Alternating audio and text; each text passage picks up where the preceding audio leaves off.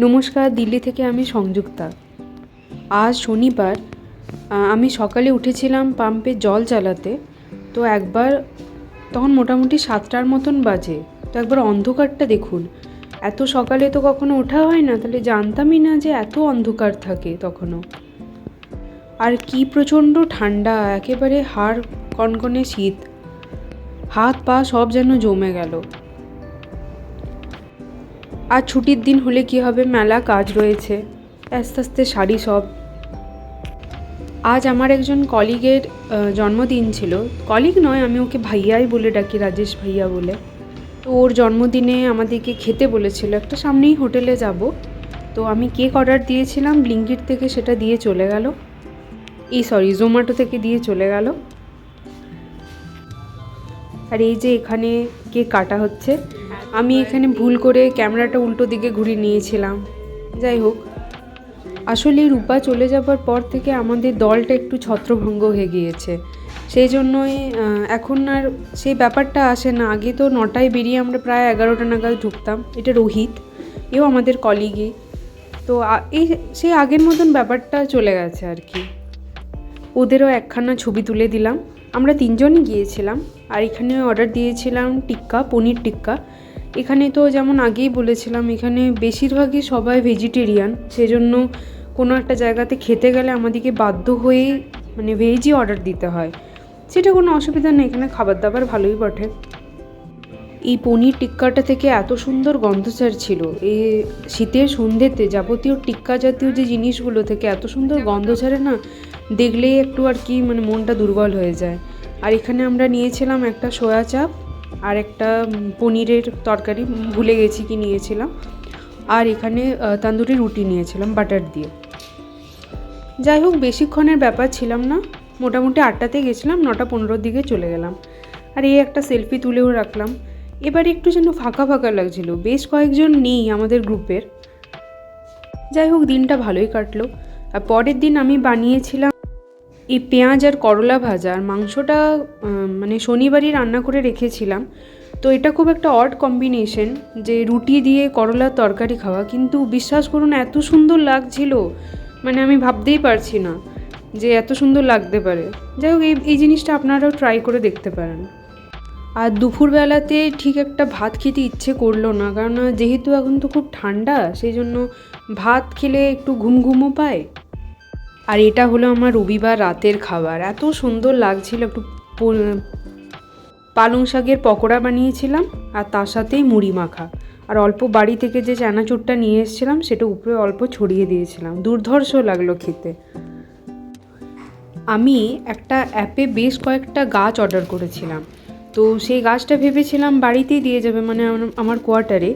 কিন্তু সমস্যা হয়েছে কি, যখন ওখান থেকে ফোন আসছে ডেলিভারি দিতে, তখন বলছে যে আপনি এখন যে কারেন্ট লোকেশনে আছেন সেই কারেন্ট লোকেশনেই আমরা দেব। তো আমি তো পড়েছি মহা ফ্যাসাদে। শেষে অফিসেই দিয়ে গেল জিনিসগুলো। আর এটা আমার একজন কলিগ আমাকে লেমন টি দিয়েছিল, কিন্তু এটার টেস্ট না প্রচণ্ডই খারাপ ছিল, একটু বেশি তেতো হয়ে গিয়েছিল। তাই আমি এনজয় করিনি। এনজয় লেখা থাকলেও একটুকুনো এনজয় হয়নি। আজ মঙ্গলবার ছিল, তো আসার পথে আমি নিয়ে এসেছিলাম এই সন্দেশ, কলাকন্দ আর কি। তো যেটা দেখলেন, সে অল্প 3টে কলাকন্দে দাম নিল 207 থেকে 10 টাকার মতন। 550 টাকা কলাকন্দের এখানে কেজি। আমার তো মাথায় হাত, মিষ্টির এত দাম হয়, এই জন্য মিষ্টি ছেড়ে দেওয়াই উচিত। আমি এমনিতেও মিষ্টি খাই না, তাই মিষ্টি কেমন কি দাম হয় আমার কোনো আইডিয়াও নেই। কিন্তু এখানে একদম উৎসবের সময় অবস্থা খারাপ হয়ে যায়, যদিও আমার ঠিকমতো আইডিয়া নেই। আর এখানে বাড়ি থেকেই আমার মাই দিয়েছিল এই চালগুড়িটা। তো চালগুড়িটা মা বলেছিল যে গরম জলের উপরে চালগুড়িটা দিয়ে মাখতে, কিন্তু আমার একটু ভয় করলো যে যদি জলের পরিমাণটা প্রচুর বেশি হয়ে যায়। সেজন্য আমি ফুটন্ত গরম জলটা দিয়ে ওটাকে মাখছিলাম, অল্প একটু নুনও দিয়েছিলাম। তো আমার এটা জীবনে করা প্রথম পিঠে। একা একা আমি মায়ের সাথে বানাতাম আগে, কিন্তু সম্পূর্ণভাবে করা আমার জন্য এটাই প্রথম। তাই প্রচণ্ড রিস্ক নিয়ে আমি বানাচ্ছিলাম, যদিও আমার পিঠে খেতে প্রচণ্ডই ভালো লাগে। তো সেই জন্য একবার চেষ্টা করলামই। আমার রাতের পিঠেটার থেকেও বেশি ভালো লাগে যে বাসি পিঠেটাকে চা দিয়ে খেতে। আপনাদের অনেকেই হয়তো এটা ভালো লেগে থাকবে। তো এটা গরম গরমেই মেখে নিতে হয়। আপনারা সবাই আমার থেকে অনেক বেশি ভালো জানেন এটা কেমন করে কি মাখতে হয়। তো কিন্তু আমার কাছে এক্সপিরিয়েন্সটা নতুন ছিল। সব কিছু তো করিনি, ওই মাকে জিজ্ঞাসা করে করে কিছু ইউটিউবে ভিডিও দেখে দেখে করছিলাম সব। আমি এখানে ভেবেছিলাম যে কয়েকটা ভাজা পিঠে বানাবো, কয়েকটা দুধে সেদ্ধ পিঠে বানাবো, কিন্তু আমার তো প্রচণ্ড বুদ্ধি, সেজন্য আমি ঘরে চিনি রাখি না। তো আমি যেহেতু চিনি খাই না, তো আমি গুড় বা চিনি আনতেই ভুলে গিয়েছি। এবারে কি করব কে জানি, কিছু একটা ব্যবস্থা করতে হবে। যে মিষ্টিগুলো এনেছিলাম তার থেকে মিষ্টিগুলো সাইজগুলো অনেকটাই বড় ছিল, আর কিছুটা আমি কালকে ঠাকুরের জন্য তুলে রাখলাম, আর কিছুটাতে করলাম। মাখাটা তো নরমই হয়েছে, আমি বুঝতে পারছিলাম না ঠিক যে খুব বেশি নরম হয়ে গেল না তো। আর এখানে আমার বানানো কয়েকটা হয়ে গিয়েছে। আমি আগেই বানাতাম, তো বানাতে আমার কোনো অসুবিধা হয়নি, কিন্তু মা তো স্টিমে করে, তো আমার স্টিম করার কোনো যন্ত্রপাতি ছিল না। সেই জন্য মা বললো যে একদম ফুটন্ত গরম জলে যদি ছেড়ে দেওয়া যায় তাহলেও ওগুলো হয় আর কি। তো একটু ভয়ও লাগছিলো, আমার থেকেও বেশি ভয় লাগছিলো আমার মায়ের। তো এখানে আমি ফুটন্ত গরম জলেই একবার ছেড়ে দিয়েছি, এবারে আবার একবার করব। তো আর এই যে মিষ্টি এইটাই বাকি রয়ে গেছে, এটারও আধটা লাগবে আর আধটা বাকি থেকে যাবে। মনে হচ্ছে এখনকার অবস্থা দেখে একটু লাগবে আর কি। মা আমাকে বললো যে যখন পিঠেগুলো ওই উজ্জ্বলন্ত গরম জলটাতে দেওয়া হয়, প্রথমে ওগুলো নিচে পড়ে যায়, তারপর আস্তে আস্তে যখনই ওগুলো সেদ্ধ হয়ে যায় তখন ওটার ওয়েটটা যেহেতু কমে যায় উপরে ভেসে ওঠে, তখনই বুঝতে হবে যে সেটা হয়ে গিয়েছে। তো আমার এখানে আমার মনে হয় যে আমার ঠিক মাখাটা খুব যে একটা ভালো হয়েছিল তা নয়, একটু নরম হয়ে গিয়েছিল। তো তাও আর কি কাজ চলার মতন করে হয়ে গেল। আর প্রথমে আমি 3 কোনা 4 কোনাও বানাচ্ছিলাম, কিন্তু পরে পরে দেখলাম সেই মোমোর মতন পিঠেগুলো করলেই সেটার একটু মানে ফেটে যাচ্ছে কম আর কি, তাই শেষ অবধি এটাই করলাম। এই মকর সংক্রান্তি নিয়ে কত কিছুই মনে পড়ে। আগে আগে আমরা যেতাম গ্রামের বাড়িতে, আমাদের আগেই বলেছি আমাদের 51বর্তী পরিবার, তো সবাই মিলে সেখানে একসাথে 15 জনের পিঠে বানানো হতো একসাথে। তো খুব ঠান্ডা, সেই একটা ঠান্ডা বাতাস আসতো, আমরা বসে সব ভাই বোনেরা একসাথে মিলে এই বানাতাম। তারপর হলো আমি মায়ের সাথে বানাতাম, দিদি খুব একটা বানাতো না, আমি আর মাই বেশি বানাতাম। আর পরে এখন এই একা একা একটা নির্জন প্রান্তে পড়ে আছি, একা একা নিজের জন্য বানাতে হচ্ছে, যেখানে 10-15টা পিঠে বানানোয় প্রচুর বেশি লাক্সারি ব্যাপার লাগছে। এই উৎসব এলেই বেশিরভাগ মনটা আরও বেশি বাড়ির জন্য খারাপ হয়। কাল আমাদের পশ্চিমবঙ্গে বা সাউথ ইন্ডিয়াও অনেক জায়গাতে কালকে ছুটি রয়েছে, কিন্তু আমাদের কোনো প্রকার ছুটি নেই। তো তার মাঝেই আর কি, কাজের মাঝেই উৎসব পালন করতে হবে যদি কারো ইচ্ছে থাকে আর কি। আমি একটা জিনিস ভেবে দেখলাম যে আমরা যদি একা একা যে থাকি, তার বদলে যদি একটা একটা করে উৎসব এরকমভাবে ছাড়তে থাকি, তাহলে আমাদের কালচারগুলো জীবনে এগোবেই না। একটা পুরো কালচারই, পুরো পিঠের ব্যাপারটাই হারিয়ে যাবে, আরও ছোটোখাটো জিনিস হারিয়ে যাবে।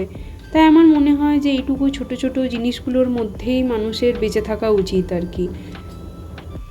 এখানে পিঠে বানাতে বানাতে অল্প করে হাতে ঘি লাগিয়ে নিলে আর অতটা লাগে না, চ্যাটচ্যাট করে না আর কি। আর এখানে আমার মনে হচ্ছে একবার হয়ে গিয়েছে, সরি এটা 2বার হলো।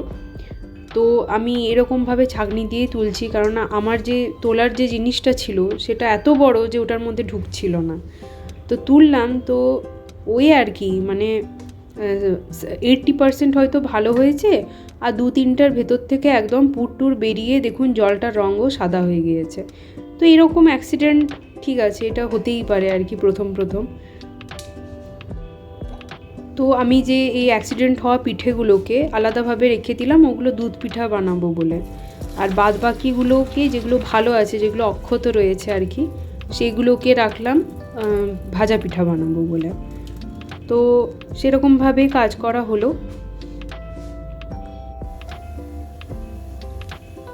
এই যে আরও একদল পিঠে হয়ে গিয়েছে আমার।